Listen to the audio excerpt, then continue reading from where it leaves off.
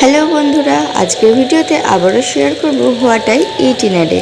সকালে ঘুম থেকে উঠে খেয়ে নিয়েছিলাম এক গ্লাস ছাতুর শরবত, কিন্তু সেটা আর ভিডিও করা হয়নি। আর সকালে খাবারের জন্য মা বানিয়েছিল এগ পোচ। অনেক দিন ধরে ডিম সেদ্ধ খাওয়া হচ্ছিল, তাই আজকের জন্য এগ পোচ বানানো হয়েছে। তার সাথে ছিল টমেটো সেদ্ধ, কলমি শাক ভাজা, পেঁপে সেদ্ধ, আর সাথে ছিল পাতলা আলু দিয়ে আর সজনে ডাঁটার ঝোল। তার মধ্যে টমেটোও দেওয়া ছিল। গরমের মধ্যে এই ধরনের উচ্ছে আলুর ঝোল বা সজনে ডাঁটা দিয়ে আলুর ঝোল কিন্তু খেতে খুবই ভালো লাগে। তোমাদের মধ্যে কে কে আমার মতো অমলেটের থেকে পোচ খেতে বেশি পছন্দ করো অবশ্যই কিন্তু জানিয়ে যেও। সকালে খাওয়ার 1 ঘন্টা পরে কিছু ফ্রুটস খেয়ে নিয়েছিলাম।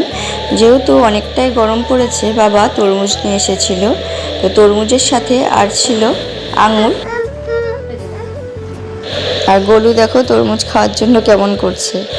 তারপর দুটো আপেল সেদ্ধ করা হয়েছিল। গোলুকে তো আপেল সেদ্ধ খাওয়ানোই হয়, আর যেহেতু আমিও পছন্দ করি তাই জন্য মাঝে মাঝে আমিও আপেল কাঁচা না খেয়ে গলুর সাথে একবারে গলুর আপেলটার সাথে একবারে সেদ্ধ করতে দিয়ে দিই, আর ওর সাথেই সেদ্ধটাই খাই। আপেল সেদ্ধ আমার আর গলুর জন্য।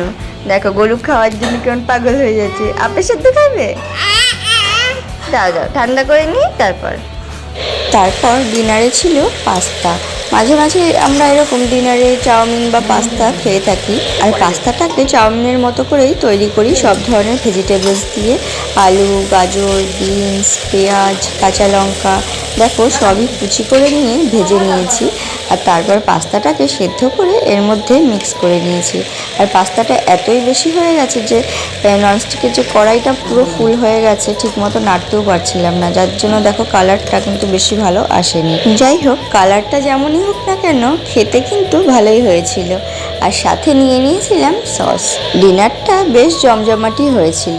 তো এই ছিল আজকে আমাদের সারাদিনের মেনু। তো তোমাদের এই মেনুটা কেমন লাগলো কমেন্ট করে জানিও। আর ভিডিওটা ভালো লাগলে একটা লাইক করে সাবস্ক্রাইব করে